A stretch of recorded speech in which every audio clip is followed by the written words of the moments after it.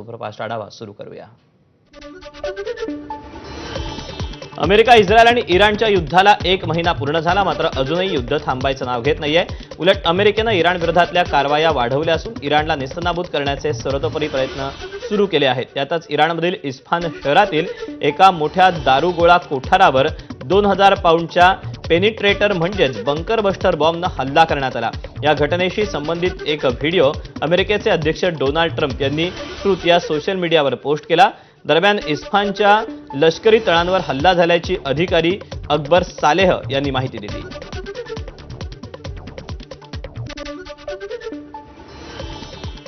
Iran हॉर्मुझच्या सामुद्रधुनीतून जाणाऱ्या जहाजांवर toll आकारण्याच्या प्रस्तावाला संसदेच्या राष्ट्रीय सुरक्षा समितीनं मंजुरी दिली।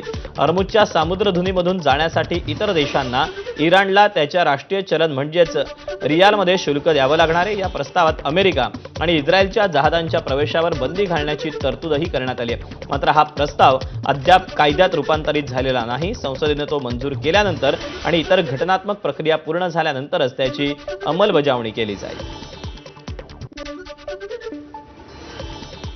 अमेरिकेचे अध्यक्ष डोनाल्ड ट्रम्प यांनी सोशल मीडियावरील पोस्टमुळे नवीन चर्चा त्यांची रंगली आहे। ब्रिटनसारख्या देशांनी हॉर्मुझ सामुद्रधुनीवर अवलंबून न राहता अमेरिकेकडून तेल खरेदी करावं, कारण अमेरिकेकडे पुरेसा साठा आहे, असं आवाहन अमेरिकेचे अध्यक्ष ट्रम्प यांनी केलं। तसंच देशांनी आता स्वतःची लढाई स्वतः लढायला हवी, अमेरिका मदतीला येणार नाही असं स्पष्ट करत इराण कमकुवत झाल्याचाही दावा ट्रम्प यांनी केला। इराणच्या तज्ज्ञ परिषदेचे प्रमुख मोहम्मद अली मोवाहेदी केरमानी यांनी इराणचे नौदल प्रमुख अली रेझा तंगसिरी यांच्या निधनाबद्दल शोक व्यक्त केला। तंगसिरी यांचं हौतात्म्य हे इराणच्या शूर सैनिकांच्या शौर्याचं आणखी एक उदाहरण असल्याचं मोहम्मद केरमानी यांनी म्हटलं। तसंच पुढे बोलताना अली रेझा तंगसिरी यांचं हौतात्म्य इराणसाठी अभिमान आणि सन्मानाची बाब असून यामुळे देशातील लोकांची एकता अधिक दृढ होईल असा विश्वासही त्यांनी व्यक्त केला। इस्रायलच्या हल्ल्यात इराणचे नौदल प्रमुख अली रेझा तंगसिरी यांचा मृत्यू झाला। त्यानंतर इराणचे सर्वोच्च नेते मुज्तबा खामेनी यांनी शोक व्यक्त केला। याच इस्रायलच्या हल्ल्यात नौदल गुप्तचर प्रमुखांचाही मृत्यू झाल्याची माहिती इराणनं दिली आहे। हिजबुल्लानं इस्रायलच्या हवाई संरक्षण प्रणालीवर ड्रोन हल्ला केल्याचा दावा केला। हा हल्ला इस्रायलमधील मा आलोत तरशिहा भागात करण्यात आल्याची माहिती हिजबुल्लाह संघटनेनं दिली आहे। ही कारवाई पहाटे 3च्या दरम्यान करण्यात आली असून या हल्ल्यात अनेक ड्रोन्सचा वापर केल्याचंही हिजबुल्लाहनं स्पष्ट केलं। दरम्यान इस्रायली लष्कराकडून याबद्दल कोणतीही अधिकृत प्रतिक्रिया अद्याप तरी आलेली नाही। मुंबईतल्या चेंबूरमध्ये सकल हिंदू समाजानं आंदोलन पुकारलंय। रामनवमीच्या दिवशी विक्रोळी पार्कसाईट आणि घाटकोपरमध्ये रामनवमीच्या शोभायात्रेच्या दरम्यान नमाज सुरू असल्याचं कारण देऊन पोलिसांनी ही यात्रा रोखल्याचा आरोप करण्यात आलेला होता। सकल हिंदू समाजानं हा आरोप केला होता। अप्पर पोलीस आयुक्त महेश पाटील यांच्या निलंबनाच्या मागणीसाठी सध्या हे आंदोलन होत असल्याचं समजतंय। मात्र आंदोलक जमा होताच पोलिसांकडून आंदोलकांना ताब्यात घ्यायला देखील सुरुवात झाली। काही आंदोलक हे आता पोलिसांच्या समोर झोपले देखील आहेत असं देखील कळतंय।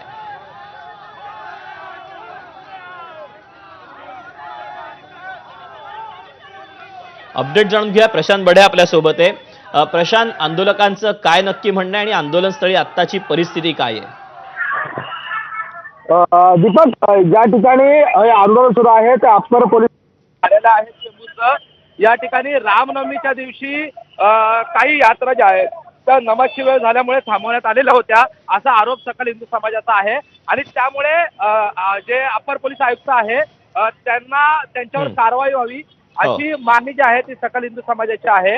आणि या विरोधात प्रशांत, तुला थोडंसं थांबवतोय। या घडीची एक आत्ताची महत्त्वाची आणि मोठी बातमी आपल्या हाती आहे, ते मी पुन्हा तुझ्याकडे येईन।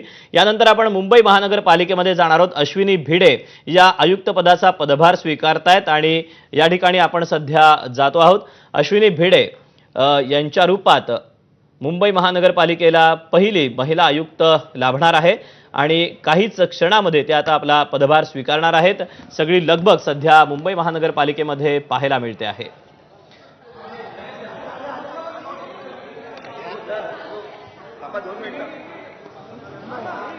भूषण गगराणी यांचा कार्यकाळ समाप्त होत असल्यानं या ठिकाणी कोणाची वर्णी लागणार याची जवळपास महिनाभरापासून चर्चा होते आणि या नावावर अखेर शिक्कामोर्तब झालेले आहे. अश्विनी भिडे या नव्या आयुक्त असणार आहेत मुंबईच्या.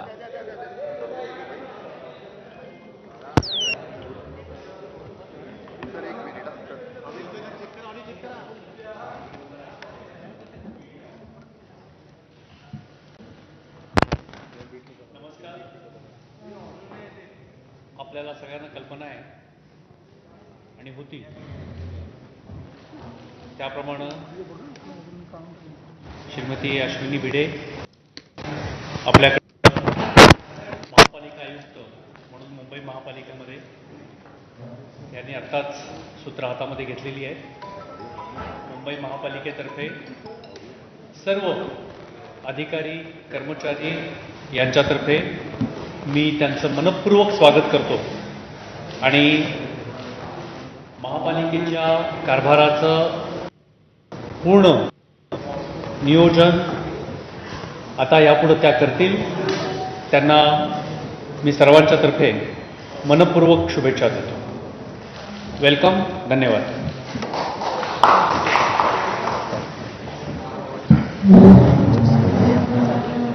या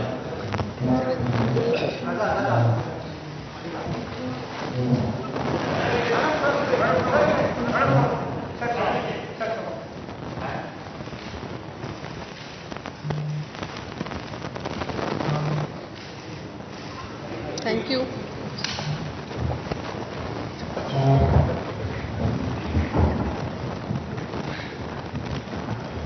नमस्कार. आज मुंबई महापालिकेच्या आयुक्तपदाची सूत्र हाती घेताना मला अतिशय आनंद होतोय. ही संधी दिल्याबद्दल मी महाराष्ट्र शासनाचे, आपले सन्माननीय मुख्यमंत्री, सन्माननीय उपमुख्यमंत्री या सर्वांचे आभार मानते. सर्वप्रथम मी भूषण गगराणी सरांना त्यांची अतिशय यशस्वी कारकीर्द आज पूर्ण केल्याबद्दल त्यांचंही मनापासून अभिनंदन करते. त्यांच्या पावलावर पाऊल टाकूनच मी तरी सिव्हिल सर्व्हिसेसमध्ये आले, कारण ते कोल्हापूर जिल्ह्यातले, मी सांगली जिल्ह्यातली, आणि सर त्यावेळेला मराठी लिटरेचर हा विषय घेऊन भारतामध्ये तिसरे आले होते आणि तोच आदर्श ठेवून मी सिव्हिल सर्व्हिसेस करायचं ठरवलं आणि त्यामुळं आज त्यांच्याकडूनच या पदाची सूत्र घेताना मला खूप आनंद झाला. मुंबई महानगरपालिकेत आयुक्त म्हणून येणं हे माझ्यासाठी एका अर्थाने होमकमिंग आहे, कारण 4 वर्ष मी या संस्थेमध्ये ॲडिशनल कमिशनर म्हणून काम केलं. कोविडसारख्या अतिशय क्रिटिकल परिस्थितीमध्ये काम करण्याची संधी मिळाली आणि मुंबई महानगरपालिकेचं कामकाज जाणून घेण्याची संधी मिळाली. 150 वर्षापेक्षा जास्त इतिहास असलेली ही संस्था खूप रिच लिगसी आणि हेरिटेज या संस्थेचं आहे. या संस्थेने मुंबईकरांचं आयुष्य एका अर्थाने खूप समृद्ध केलं आहे आणि माझ्या आधीच्या सर्वच आयुक्तांनी ह्याच्यामध्ये आपापल्या परीने भर टाकली आणि त्या सगळ्या अतिशय समृद्ध परंपरेचा भाग आज होताना पण मला खूप आनंद होतो. प्रत्येक शहर स्वतःला सततच नव्याने शोधत असतं, रिइन्व्हेंट करत असतं, त्यामुळे नवीन चॅलेंजेस, नवीन आव्हानं येतात आणि आता आयुक्तपदाची सूत्र हाती घेतल्यानंतर ही सगळी आव्हानं आधीच्या माझ्या प्रिडेसेसर्सनी ज्या पद्धतीने त्याला सामोरे गेले त्याच पद्धतीने मी सुद्धा इथे असलेल्या सगळ्या टीमच्या मदतीने मी त्याला सामोरं जाईल आणि शहरासाठी जास्तीत जास्त चांगलं काम करण्याचा प्रयत्न करेन. सुदैवाने महापालिकेच्या कामकाजाची मला पूर्ण माहिती आहे, इथे काम करणाऱ्या बरेच जणांची माहिती आहे आणि त्यामुळे त्या सगळ्यांच्या सहकार्यातून या शहरासाठी चांगलं काम करू असा विश्वास या निमित्ताने मी व्यक्त करते आणि आपल्या सगळ्यांचं सहकार्य त्या ही धुरा पुढे नेण्यासाठी मिळेल अशी आशा व्यक्त करते. धन्यवाद. महिला राजकारण्या मुंबई महापालिकेत आल्या आहेत म्हणता येतं. महापौरपदी महिला आहेत, विरोधी पक्षनेता देखील महिला आहेत, आयुक्तपदी सुद्धा पहिल्यांदा इतिहासामध्ये महिला विराजमान होतात.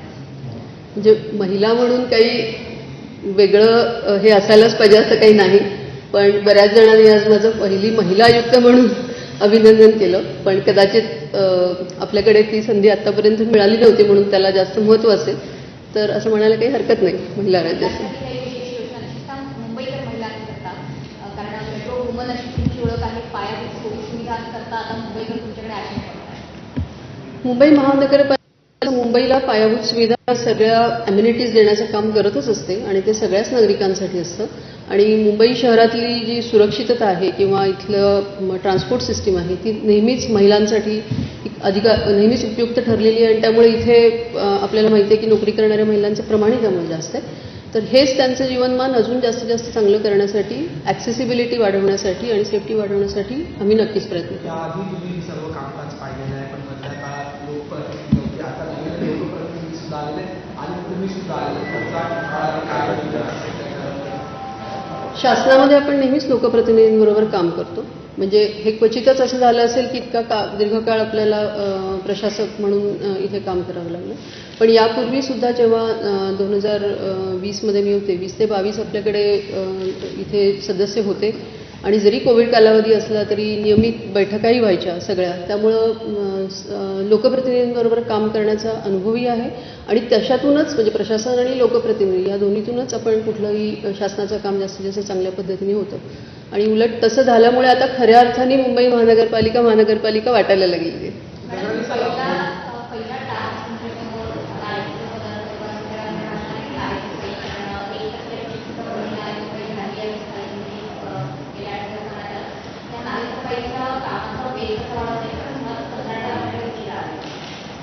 हे आपण दरवेळेलाच हा मुद्दा येतो आणि दरवेळेला महापालिका चांगले काम करते आणि पावसाळ्याच्या आधी नाले सफाईसुद्धा होते. पण आता प्रत्यक्ष चार्ज घेतल्यानंतर आता घेतला आहे, त्याच्यानंतर याचा आढावा घेऊन जास्तीत जास्त वेगाने काम करण्याचा प्रयत्न करतो. नवे आयुक्त म्हणून मुंबईकरांना खात्री देऊ शकतात की मुंबई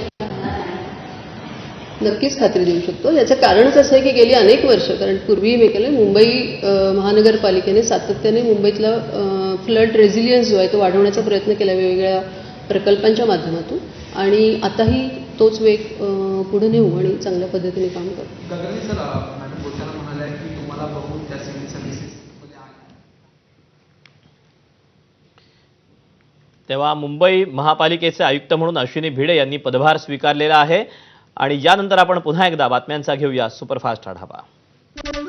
कुवेतच्या तेलानं भरलेल्या जहाजावर इराणकडून भीषण हल्ला करण्यात आला. या हल्ल्यानंतर जहाजावर भीषण आग लागली होती.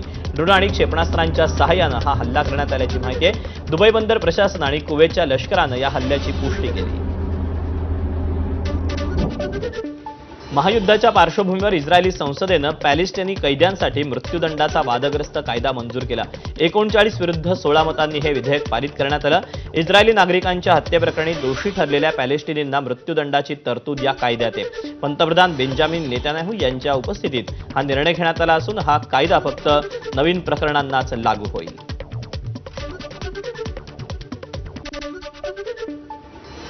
युद्धामुळे पेट्रोल पंपावरील इंधन संपेल या अफवेमुळे जळगावातील मुक्ताईनगरमधील पेट्रोल पंपावर रांगा लागल्या.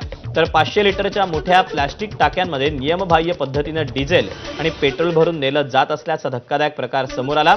हा प्रकार घटनास्थळी उपस्थित असलेल्या नागरिकांनी कॅमेऱ्यात चित्रित करून व्हायरल केला. या प्रकारामुळे इंधन साठेबाजी होत असल्याची चर्चा रंगली आहे. छत्रपती संभाजीनगर शहरात रिक्षा संपामुळे सिटी बस सेवेला मोठा फायदा झाला. रस्त्यावर रिक्षा नसल्यानं प्रवाशांनी मोठ्या प्रमाणात सिटी बसचा पर्याय निवडला. सिटी बस विभागाचं उत्पन्न एका दिवसात 7 लाखांवरून थेट 21 लाखांवर पोहोचलं. प्रवाशांची संख्याही 22,000 वाढून तब्बल 55,000पर्यंत गेली. मुख्य परिचालन अधिकारी संजय सुपेकर यांनी दिलेल्या माहितीनुसार वाढलेल्या गर्दीचा सामना करण्यासाठी सोमवारी शहरातील बसची संख्या 75 वरून 85 वर करण्यात आली होती. दरम्यान रिक्षा संप सुरूच राहिला तर सिटी बस सेवेला आणखी प्रतिसाद मिळण्याची शक्यता व्यक्त केली जाते. आखाती युद्धामुळे इंधन वापरावर निर्बंध घालण्यात आलेत. रायगडमधील मच्छीमारांना याचा फटका बसलाय. डिझेल पार्सल मिळत नसल्यानं होड्या किनाऱ्यावर लावण्याची वेळ मच्छीमारांवर आली. त्यामुळे रायगडमधील मोठे मच्छीमार केंद्र असलेलं भरडखोल, श्रीवर्धन, अलिबाग, मुरुड या समुद्र किनाऱ्यावर अनेक बोटी कोळी बांधवांनी किनाऱ्यावर बांधलेल्या आहेत. एवढ्या डिझेलच्या महागाईमुळे, वाढत्या महागाईमुळे जे चाललेल्या भयानक हाहाकारामध्ये संपूर्ण कोळी बांधव फसलेला आहे. शासन जी मदत करते त्याला करते, पण कोळी बांधवांना आजपर्यंत कुठल्या पद्धतीची मदत झालेली नाही आणि होली नाही. आज कंटिन्यू तुम्ही बघितलात तर संपूर्ण बुटी बंधाऱ्याला पूर्णपणे ठप्प झालेले आहेत. याच्याकडे शासनाकडे एकच विनंती असेल की जसा सर्व जाती समाजाना तुम्ही करता, सर्वांना एकत्र करून घेता, असाच माझ्या कोळी बांधवांना कंटिन्यू एकत्र तुमचीच पोरं आहेत असा समजून घ्याल आणि आमच्या कोळी समाजाला व्यवस्थित योग्य तो अनुदान द्याल अशी शासनाकडे विनंती करतो. जेव्हापासून युद्धजन परिस्थिती आली तिथपासून आमच्या कोळी बांधवांना डिझेल पुरवठा होत नाही, त्याच्यामुळे सर्वांवर ही वेळ आली आहे. अगोदर आम्हाला पंपावरून डिझेल दिला जायचं, डिझेलच्या तुटवड्यामुळे मी सुद्धा होडीवर जाऊ शकत नाही, मी देखील आज उपाशी आहे, माझं संपूर्ण कुटुंब उपाशी आहे. शासनाने माझ्याकडे लक्ष द्यावं, कारण की आज मला जर काम नाही मिळालं तर आमच्या संपूर्ण कोळी जातीवर उपासमारीची वेळ येणार आहे. कोल्हापुरातल्या संभाजीनगरमधील संदीप गॅस एजन्सी समोर नागरिकांची वादावादी झाली. घरगुती गॅस सिलेंडर मिळण्यात अडचणी येत असल्यानं मोठा गोंधळ उडाला. संपूर्ण शहरात घरगुती गॅस सिलेंडर सुरळीत पुरवठा होत असताना संदीप गॅस एजन्सी समोर मात्र गोंधळाचं वातावरण होतं. एवढंच नाही तर गॅस एजन्सी समोर पोलीस बंदोबस्त लावण्याची देखील वेळ आलेली होती. बीड जिल्ह्यातील केज तालुक्यात ढोबळी मिरचीला बाजारात भाव मिळत नसल्यानं हताश शेतकऱ्यांना आपल्या 5 एकरावरील पिकात चक्क शेळ्या आणि मेंढ्या सोडल्या. पीक तोडणीचा सुद्धा भाव परवडत नसल्यानं हा टोकाचा निर्णय घ्यावा लागला असं शेतकऱ्यांना म्हटलंय. आखाती देशात परिस्थितीमुळे मागणी घटल्यानं भाजीपाला आणि शेतमालाचे भाव कोसळलेत, त्यामुळे शेतकऱ्यांवर आर्थिक संकट ओढावलंय.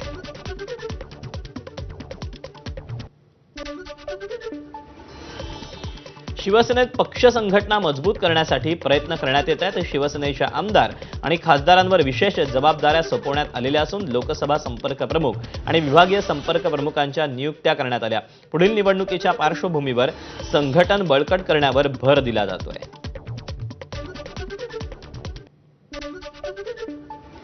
माजी खासदार राहुल शेवाळेंची महाराष्ट्र बॉक्सिंग असोसिएशनच्या अध्यक्षपदी निवड करण्यात आली.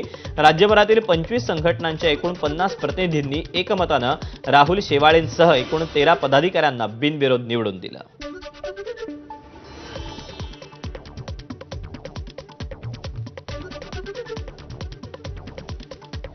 आणि या बातम्यांसोबतच महाराष्ट्र लाईव्ह मध्ये वेळ झाली इथेच थांबायची. ब्रेक नंतर चौफेर महाराष्ट्र अश्विन सोबत पाहत रहा एबीपी माझा.